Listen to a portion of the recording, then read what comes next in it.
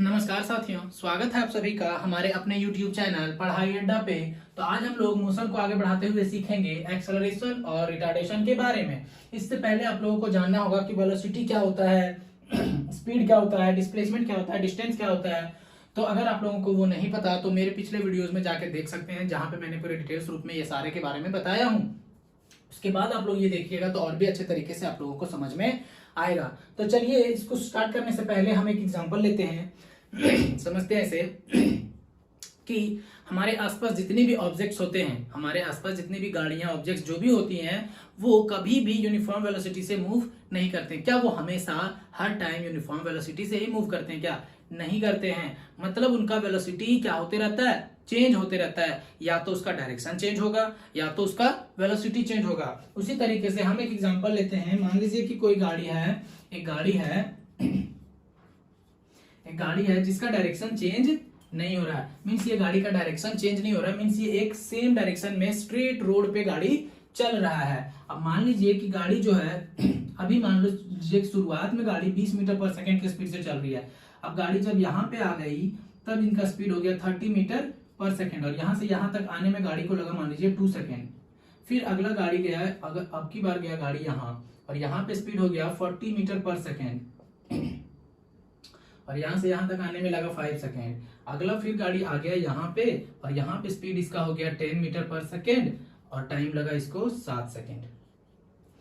तो आप लोग ये देख रहे होंगे कि एक गाड़ी है जो कि शुरुआत में 20 मीटर पर सेकेंड की स्पीड से चल रही थी। फिर 2 सेकंड के बाद उस गाड़ी का वेलोसिटी हो गया 30 मीटर पर सेकेंड, और फिर 5 सेकंड के बाद फिर से वो गाड़ी का वेलोसिटी हो गया 40 मीटर पर सेकेंड, और फिर अगला 7 सेकंड के बाद उस गाड़ी का स्पीड हो गया 10 मीटर पर सेकेंड। तो इसे देख के हम पता कर सकते हैं ना कि शुरुआत में गाड़ी मेरा 20 मीटर पर सेकंड के स्पीड से चल रही थी, फिर अगले 2 सेकंड के बाद गाड़ी का स्पीड क्या हो गया, बढ़ गया। स्पीड क्या कर गया, इंक्रीज कर गया। क्या कर गया, इंक्रीज कर गया। तो इस सिचुएशन में बोलेंगे कि गाड़ी मेरा क्या कर गया, रिटार्ड कर गया। क्या कर गया, सॉरी एक्सेलरेट कर गया। क्या कर गया, गाड़ी मेरा एक्सेलरेट कर गया। क्या कर गया, एक्सेलरेट। इस सिचुएशन को बोलते हैं कि गाड़ी मेरा क्या कर गया, एक्सेलरेट कर गया। इसके बाद यहाँ पे भी देख सकते हैं तो स्पीड यहाँ पे भी बढ़ा है, तो इस सिचुएशन में भी गाड़ी मेरा एक्सेलरेट किया। पर यहाँ पे देखिए, यहाँ पे स्पीड जो है वो डिक्रीज किया है। क्या किया है, डिक्रीज किया है स्पीड। और इस सिचुएशन को हम लोग बोलते हैं डी एक्सेलरेट या फिर रिटार्ड। डी एक्सेलरेट या फिर रिटार्ड, डी एक्सेलरेट या फिर रिटार्ड। तो इस एग्जांपल से आप लोग को एक चीज समझ में आ गया होगा कि गाड़ी कब एक्सेलरेट करती है और कब रिटार्ड करती है। मींस अगर कोई गाड़ी का स्पीड लगातार क्या हो जाए, इंक्रीज हो। अगर किसी गाड़ी का स्पीड इंक्रीज करे टाइम के रिस्पेक्ट में तो गाड़ी बोलेंगे कि एक्सेलरेट कर रही है। अगर गाड़ी का स्पीड डिक्रीज करे टाइम के रिस्पेक्ट में तो हम बोलेंगे कि गाड़ी डी एक्सेलरेट कर रही है। तो इसके आगे अब हम लोग सीखते हैं क्या कि आखिर एक्सेलरेशन का डेफिनेशन क्या होता है। तो इस एग्जांपल से आप लोग समझ गए होंगे कि स्पीड में चेंजिंग हो रहा है टाइम के अनुसार, तो गाड़ी क्या कर रहा है, एक्सेलरेट या डी एक्सेलरेट हो रहा है, कर रहा है। तो उसी तरीके से हम लिख सकते हैं इसका the rate of change of velocity with time is known as acceleration. Means अगर टाइम के रिस्पेक्ट में वेलोसिटी में चेंजिंग होगा तो उसी को हम लोग क्या बोलते हैं, एक्सेलरेशन बोलते हैं। क्या बोलते हैं, एक्सेलरेशन। और इसको डिनोट करते हैं, इट इज डिनोटेड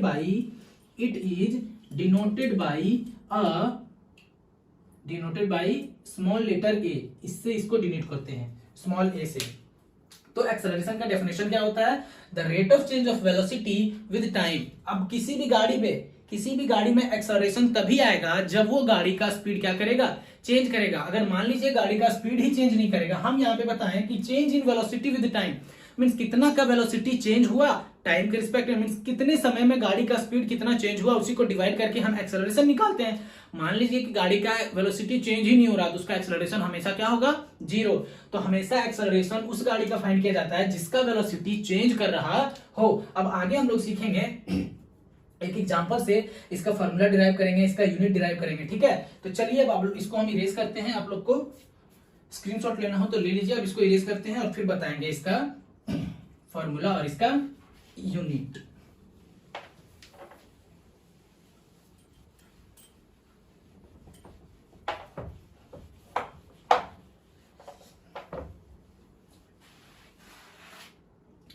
तो चलिए अब देखते हैं क्या कि मान लीजिए एक एग्जांपल लेते हैं। If a car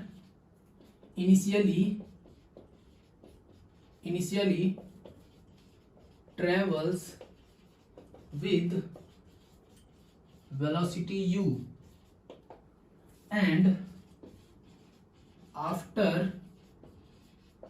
time t its velocity becomes v, then तो एक्सेलरेशन क्या होगा, इस टाइम में एक्सेलरेशन क्या होगा। अभी मैंने आप लोगों को बताया कि एक्सेलरेशन क्या होता है, चेंज इन वेलोसिटी। अब यहाँ पे आप लोग देख रहे होंगे कि मैंने एक टर्म लिखा है इनिशियल। इसके पहले मैं आप लोगों को एक चीज बता देता हूं कि इनिशियल वेलोसिटी क्या होता है। इनिशियल वेलोसिटी जिसको हम लोग u से डिनोट करते हैं, और एक होता है फाइनल वेलोसिटी जिसको हम लोग v से डिनोट करते हैं। तो इनिशियल वेलोसिटी होता है गाड़ी शुरुआत में जिस स्पीड में थी, या फिर इनिशियल वेलोसिटी उस स्पीड को बोलते हैं कि शुरुआत में गाड़ी का जो वेलोसिटी होता है उसी को हम लोग इनिशियल वेलोसिटी बोलते हैं। और उसके बाद जो वेलोसिटी आता है, उसके बाद जो गाड़ी का वेलोसिटी चेंज होता है उसे हम फाइनल वेलोसिटी बोलते हैं। तो इस कार को, ये कार जो चल रही है इनिशियली शुरुआत में उनका स्पीड क्या है, u है। उसके बाद इसका स्पीड टाइम t के बाद इसका स्पीड क्या हो गया, v हो गया। क्या हो गया, v हो गया। तो यहाँ पे फाइनल वेलोसिटी मेरा v हो गया और इनिशियल वेलोसिटी क्या हो गया, u। तो एक्सेलरेशन का फॉर्मूला होता है change in velocity by time. तो यहाँ पे जो चेंज इन वेलोसिटी हम लोग लिखते हैं उसमें लिखते हैं final velocity minus initial velocity by time. तो यहाँ पे मेरा फाइनल वेलोसिटी कितना है, v है, और इनिशियल वेलोसिटी u है, और टाइम कितना a t। तो मेरा ये निकल के आ गया एक्सेलरेशन का फॉर्मूला। क्या आ गया, एक्सेलरेशन का फॉर्मूला। इसको हम इस तरीके से भी लिख सकते हैं at is equal to v minus u, that means v is equal to u plus at। तो यहां से आप लोग देख सकते हैं कि एक्सेलरेशन का क्या हो गया, ये फॉर्मूला हो गया। उसी तरीके से इसका यूनिट क्या हो जाएगा, ऐसा यूनिट क्या होगा, तो ऐसा यूनिट हो जाएगा। देखिए अब यहाँ पे चेंज इन वेलोसिटी है, तो वेलोसिटी का हम जानते हैं यूनिट क्या होता है। पहला लिख सकते हैं unit of velocity by unit of time. और यूनिट ऑफ वेलोसिटी होता है मीटर पर सेकेंड, और टाइम का होता है सेकेंड। मींस इसका यूनिट हो गया मीटर पर सेकेंड स्क्वायर, या फिर इसको ऐसे भी लिखते हैं मीटर पर सेकेंड स्क्वायर। तो ये हो गया एक्सेलरेशन का यूनिट। इसके बाद हम समझेंगे कि ये एक्सेलरेशन में क्या होता है, रिटार्डेशन क्या होता है, इसके बाद में हम समझेंगे। तो इसको आप लोग जल्दी जल्दी स्क्रीनशॉट ले लीजिए। इसका हम इसे इरेज करते हैं, उसके बाद सीखेंगे एक्सेलरेशन और रिटार्डेशन।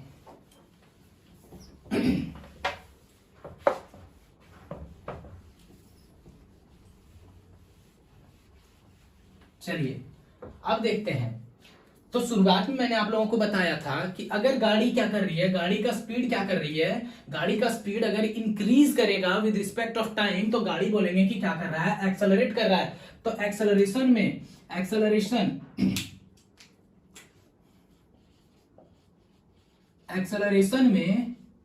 ए का वैल्यू जो है वो पॉजिटिव लिया जाता है। क्या लिया जाता है, पॉजिटिव होता है। और डी एक्सेलरेशन में ए का वैल्यू क्या होता है, नेगेटिव होता है। क्या होता है, नेगेटिव। तो एक्सेलरेशन हम पॉजिटिव वैल्यू क्यों लेते हैं, क्योंकि इसमें स्पीड जो है मेरा क्या होता है, बढ़ता है टाइम के अनुसार। तो अभी एक एग्जांपल से हम आपको ये भी समझ में आ जाएगा कि क्यों एक्सेलरेशन में पॉजिटिव ए होता है वैल्यू, और डी एक्सेलरेशन या फिर रिटार्डेशन में नेगेटिव ए होता है वैल्यू, क्यों। तो देखिए एक एग्जांपल हम लेते हैं। Example, a car travels with 10 meter per second initially, and after time 2 second its velocity becomes 20 meter per second। तो यहाँ पे आप देख सकते हैं कि, तो यहाँ से हम अगर एक्सेलरेशन निकालें तो इसका इनिशियल वेलोसिटी कितना है 10 और फाइनल वेलोसिटी कितना है 20 मीटर पर सेकेंड। तो फॉर्मूला होता है final velocity minus initial velocity by time. तो फाइनल वेलोसिटी मेरा है 20, इनिशियल वेलोसिटी है 2, और टाइम कितना है 2। तो इसको मीटर पर सेकेंड लिखेंगे और टाइम का 2 सेकेंड। तो यहाँ से 10 गया तो 20 में 10 गया तो 10/2 जो कि कट के आ गया मेरा 5 मीटर पर सेकंड स्क्वायर। तो यहाँ पे आप देख सकते हैं ए का वैल्यू क्या आया है, मेरा पॉजिटिव आया है। तो वही बोला जा रहा है कि एक्सेलरेशन जो होता है वो हमेशा उसमें ए का वैल्यू पॉजिटिव आएगा, और डी एक्सेलरेशन को हम नेगेटिव एक्सेलरेशन भी बोलते हैं। तो इसमें नेगेटिव एक्सेलरेशन का वैल्यू नेगेटिव क्यों आता है, क्योंकि गाड़ी का स्पीड इसमें डिक्रीज करता है। यहाँ पे आप देख रहे होंगे कि गाड़ी का स्पीड क्या किया है, इंक्रीज किया, गाड़ी का वेलोसिटी क्या किया, इंक्रीज किया 10 से 20। इसी का जस्ट हम अगर उल्टा एग्जांपल लें कि अगर इफ अ कार ट्रेवल्स, चलिए इसी को हम इरेज करके समझ लेते हैं। मान लीजिए कि देखिए इसको इरेज कर देते हैं, उसके बाद आप लोग को समझाते हैं। मान लीजिए कि यहीं पे हम सिर्फ इसका क्या कर रहे हैं, वेलोसिटी को चेंज कर दे रहे हैं, वेलोसिटी को चेंज कर दे रहे हैं, यहाँ पे कर दे रहे हैं 30 और ये 20 का 20 रहने दे रहे हैं। तो आप लोग देख सकते हैं कि शुरुआत में वेलोसिटी कितना है, u मीन्स ये हो गया u और ये मेरा कहाँ गया, ये हो गया v। तो v minus u by T लिखेंगे। तो v मेरा है 20, u है 30 मीटर पर सेकेंड और टाइम है मेरा 2। तो यहां से -10 सब्ट्रैक्ट करेंगे, -30 + 20 तो -10/2 मीटर पर सेकेंड स्क्वायर। तो यहां से कटा तो देखिए वैल्यू आ गया -5 मीटर पर सेकेंड स्क्वायर। तो आप लोग देख सकते हैं कि यहाँ पे जो वैल्यू आया ए का वो क्या आया, नेगेटिव। इसीलिए इसमें नेगेटिव क्यों आया, क्योंकि गाड़ी का स्पीड इसमें क्या किया, डिक्रीज किया। तो जब गाड़ी का स्पीड डिक्रीज करता है टाइम के अनुसार तब उसे हम डी एक्सेलरेशन बोलते हैं। जब गाड़ी का स्पीड बढ़ता है टाइम के अनुसार तब उसे हम एक्सेलरेशन बोलते हैं, और उसमें ए का वैल्यू पॉजिटिव लिया जाता है और डी एक्सेलरेशन का वैल्यू नेगेटिव लिया जाता है। तो यहां से एक पॉइंट और निकल के आता है ये कि एक्सेलरेशन जो है वो पॉजिटिव और नेगेटिव, जो एक्सेलरेशन का वैल्यू होगा पॉजिटिव और नेगेटिव, वो ऑब्जेक्ट किस डायरेक्शन में चल रही है उस पर डिपेंड नहीं करता है, बल्कि किस पे डिपेंड करता है, तो गाड़ी स्पीड क्या उसका इंक्रीज कर रहा है या उसका स्पीड डिक्रीज कर रहा है, इसके बेसिस पे एक्सेलरेशन का वैल्यू पॉजिटिव और नेगेटिव होता है। लेकिन वेलोसिटी के केस में हम लोग पढ़े थे क्या कि अगर किसी गाड़ी का डायरेक्शन चेंज हो रहा है तो उस डायरेक्शन की वजह से उस वेलोसिटी में वैल्यू आएगा नेगेटिव या पॉजिटिव, लेकिन एक्सेलरेशन में ऐसा नहीं होता है। तो आगे अब हम लोग सीखेंगे क्या कि एक्सेलरेशन के टाइप सीखेंगे कि एक्सेलरेशन का यूनिफॉर्म एक्सेलरेशन क्या होता है, वेरिएबल एक्सेलरेशन क्या होता है। तो चलिए सीखते हैं। एक पॉइंट और मैं आप लोगों को बता देता हूं पहले, उसके बाद फिर यूनिफॉर्म एक्सेलरेशन और वेरिएबल एक्सेलरेशन के बारे में सीखेंगे। तो चलिए देखिए, एक चीज और है क्या कि एक्सेलरेशन जो होता है मेरा, एक्सेलरेशन जो होता है वो एक वेक्टर क्वांटिटी होता है। It is a vector quantity. अब ये वेक्टर क्वांटिटी क्यों होता है, क्योंकि एक्सेलरेशन जो है वो किस पे डिपेंड करता है, वेलोसिटी पे, और वेलोसिटी किस पे डिपेंड करता है, डायरेक्शन पे। मींस डायरेक्शन में अगर चेंजिंग आए तो वेलोसिटी में चेंजिंग आएगा, वेलोसिटी में चेंजिंग आएगा तो एक्सेलरेशन में चेंजिंग आएगा। तो इसीलिए एक्सेलरेशन जो है वो डिपेंड करता है किस पे, इनडायरेक्टली वे में डायरेक्शन पे डिपेंड करता है।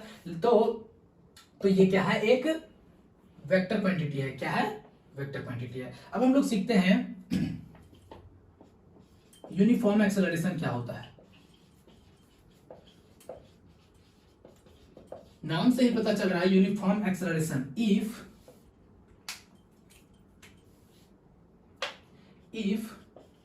The change in velocity of a body will be equal in equal interval of time, then the acceleration is said to be uniform acceleration. इसका मतलब यह है कि अगर कोई ऑब्जेक्ट का वेलोसिटी चेंज हो रहा है, इक्वल अमाउंट में चेंज हो रहा है और इक्वल इंटरवल ऑफ टाइम में चेंज हो रहा है, तब हम बोलेंगे कि गाड़ी जो है यूनिफॉर्म एक्सेलरेशन से मूव कर रहा है। जैसे कि एग्जांपल आप देख सकते हैं, एग्जांपल कि यहाँ पे एक ऑब्जेक्ट है जिसका स्पीड है 20 मीटर पर सेकेंड। अब ऑब्जेक्ट यहाँ पे आया तब इसका स्पीड हो गया 40 मीटर पर सेकेंड और टाइम लगा 5 सेकेंड। फिर ऑब्जेक्ट यहाँ पे आया, फिर 5 सेकेंड में ऑब्जेक्ट का स्पीड हो गया 60 मीटर पर सेकेंड। फिर यहाँ पे आया, फिर 5 सेकेंड लगा, फिर ऑब्जेक्ट का 80 मीटर पर सेकेंड। तो आप देख सकते हैं कि वेलोसिटी में चेंजिंग हर बार कितना हो रहा है, 20 मीटर पर सेकेंड का, और टाइम कितना लग रहा है, 5 सेकेंड। कितना लग रहा है, 5 सेकेंड। तो हर बार जो मेरा एक्सेलरेशन का वैल्यू आ रहा है वो 4 मीटर पर सेकेंड आ रहा है, 4 मीटर पर सेकेंड स्क्वायर आ रहा है। तो यहाँ पे भी 4 मीटर पर सेकेंड स्क्वायर। तो यहाँ पे देख सकते हैं कि हम बोल सकते हैं कि ऑब्जेक्ट जो मेरा है यूनिफॉर्म एक्सेलरेशन से मूव कर रहा है, क्योंकि हर हर सिचुएशन में हम देख रहे हैं कि वेलोसिटी में जो चेंजिंग आ रहा है वो सेम आ रहा है और सेम इंटरवल ऑफ टाइम में आ रहा है, जिसकी वजह से ये गाड़ी जो है यूनिफॉर्म एक्सेलरेशन से मूव कर रही है। अब इसके बाद हम सीखेंगे वेरिएबल एक्सेलरेशन। क्या सीखेंगे? Variable acceleration. तो चलिए इसको इरेज करते हैं।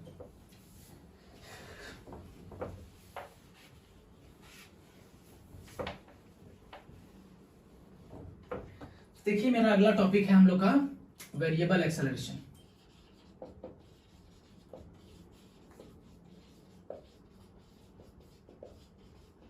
क्या है? Variable acceleration. जिस तरीके से अभी हम लोग यूनिफॉर्म एक्सेलरेशन का डेफिनेशन पढ़े और यूनिफॉर्म एक्सेलरेशन को जाने कि change in velocity will be equal in equal interval of time, तो उसी तरीके से इसमें लिखेंगे क्या कि if a body change its velocity will be unequal in equal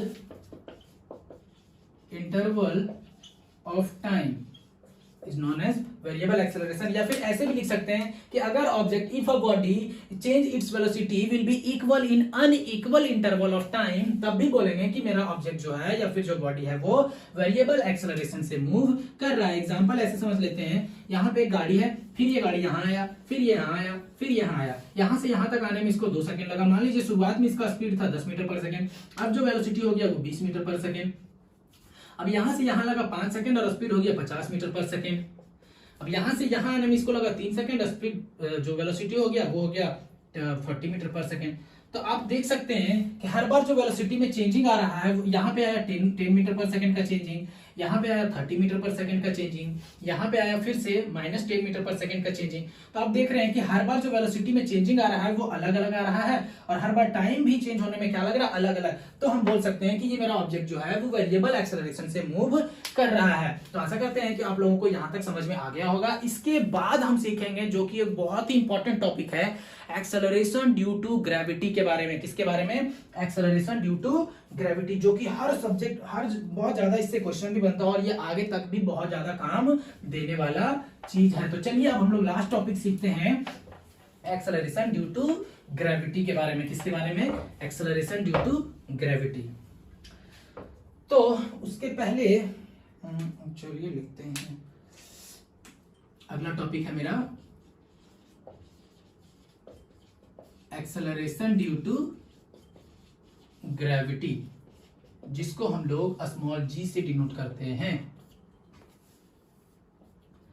जिस तरीके से अभी हम लोग पीछे एक्सेलरेशन को a से डिनोट किए थे, तो वो क्या होता है, जब कोई ऑब्जेक्ट हॉरिजॉन्टल पाथ पे मूव करता है या फिर हॉरिजॉन्टली स्ट्रेट रोड पे कोई मूव करता है ऑब्जेक्ट, तो उस टाइम उस ऑब्जेक्ट में एक्सेलरेशन आता है, उसे हम a से डिनोट करते हैं। और वही ऑब्जेक्ट जब वर्टिकली अगर गिराया जाए, वर्टिकली मूव करे, ऊपर नीचे मूव करे, और उस टाइम एक्सेलरेशन को हम लोग एक्सेलरेशन ड्यू टू ग्रेविटी बोलते हैं और उसे स्मॉल g से डिनोट किया जाता है। मींस इस ऊपर से नीचे जब कोई ऑब्जेक्ट मूव करे या नीचे से ऊपर जब मूव करे, उस टाइम a जो है वो g बन जाता है और उसी g को हम लोग एक्सेलरेशन ड्यू टू ग्रेविटी बोलते हैं। और इसको एक्सेलरेशन ड्यू टू ग्रेविटी क्यों बोलते हैं? क्योंकि अगर कोई ऑब्जेक्ट ऊपर से नीचे गिरता है तो उसे अर्थ अपनी ओर क्या करता है? अट्रैक्ट करता है। तो उसी अर्थ के अट्रैक्शन की वजह से इस ऑब्जेक्ट नीचे गिर रहा है, इसमें कुछ एक्सेलरेशन आ जाता है और उसी एक्सेलरेशन को हम एक्सेलरेशन ड्यू टू ग्रेविटी बोलते हैं। कि जैसे कि मान लीजिए यहाँ पे एक ऑब्जेक्ट है, अगर ये नीचे गिर रहा है तो ये नीचे इसको अर्थ खींच रहा है, यहाँ पे मेरा अर्थ है, अर्थ इसको खींच रहा है, अट्रैक्ट कर रहा है अपनी ओर इस ऑब्जेक्ट को।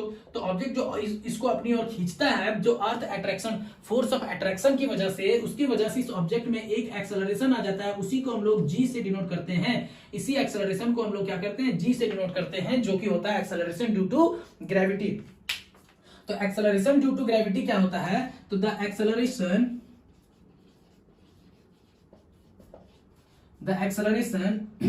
coming on any object due to the attraction force of earth is known as acceleration due to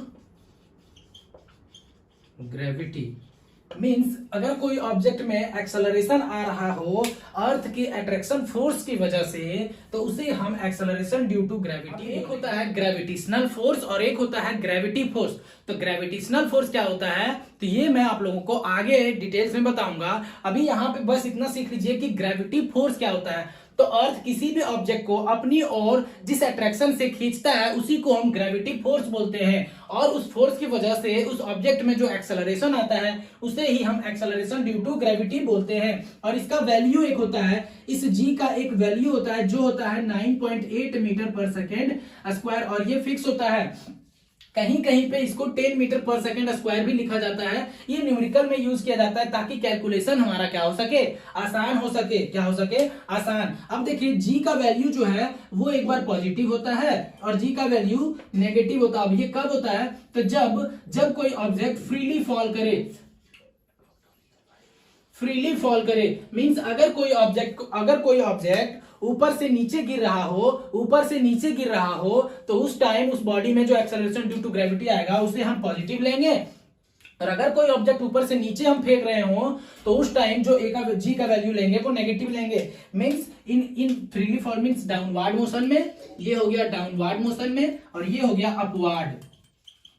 upward motion में जी का वैल्यू क्या हो जाता है, नेगेटिव, और डाउनवर्ड मोशन में एक जी का वैल्यू क्या होता है, पॉजिटिव। जैसे कि जब कोई ऑब्जेक्ट नीचे से ऊपर गिरता है तो उसमें क्या होता है कि अर्थ का अट्रैक्शन भी उसी साइड लगता है और मूव भी उसी साइड करता है, इसलिए जी का वैल्यू क्या लिया जाता है, पॉजिटिव लिया जाता है। जब कोई ऑब्जेक्ट हम ऊपर से नीचे फेंकते हैं तो हमारा मोशन और नीचे जो फोर्स लग रहा है वो क्या हो जाता है, अपोजिट हो जाता है, जिसकी वजह से जी का वैल्यू क्या लेते हैं, नेगेटिव लेते हैं। और ये जी का वैल्यू मान लीजिए कि अर्थ सरफेस पे सबसे ज्यादा जी का वैल्यू पोल पे होता है।